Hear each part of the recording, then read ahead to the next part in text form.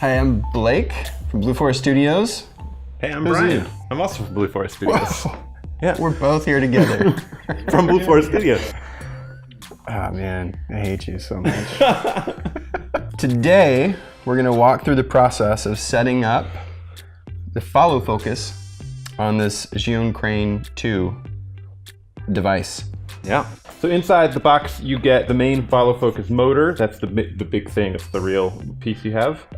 The cable that connects from the motor to the Crane 2. You will have two of these little follow focus rings that kind of go right onto the lens, right on the focus, so you have something to grab onto.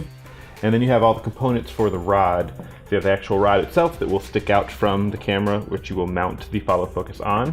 And then you have these three little adapter pieces. So the first step is you have to get the adapter for the rod installed onto the Crane 2. So you take the adapter that lives on there and get it lined up. Is that in place? And then Allen wrench, can tighten it down. Is it grabbed onto it, Blake? Can you feel? Move your finger.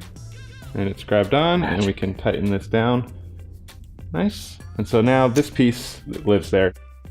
So the next step is attaching the rod. This just simply screws in, it's threaded, so you can get it right in there. It's nice to take the Allen wrench and really crank this down, because when you're tightening the follow focus motor, you don't want this to slip when you're trying to loosen the follow focus motor later. We can talk about that when the focus. The next step, we're gonna add this ring to the lens that's mounted on the camera.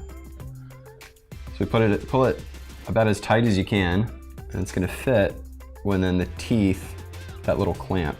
Now that we have a ring on the lens itself, we're gonna mount the motor to this rod that we just installed a few minutes ago. So this just loosens here. One quick note is when you loosen this to get this opened up so you can slide it on there, if you loosen it too far, the whole attachment could come off. So now we will place this onto the rod that we mounted, get it on, and line it up with the teeth of. So now you can see that it's in place. As we spin the focus with our hand manually, it is spinning the motor as well, which is what we want. Last step, we're going to use this cable to connect from the gimbal to the follow focus motor. You'll notice it says Crane 2 on this input there. That's the one you want to go to send to the Crane. There's also an input for your camera. Power on your gimbal.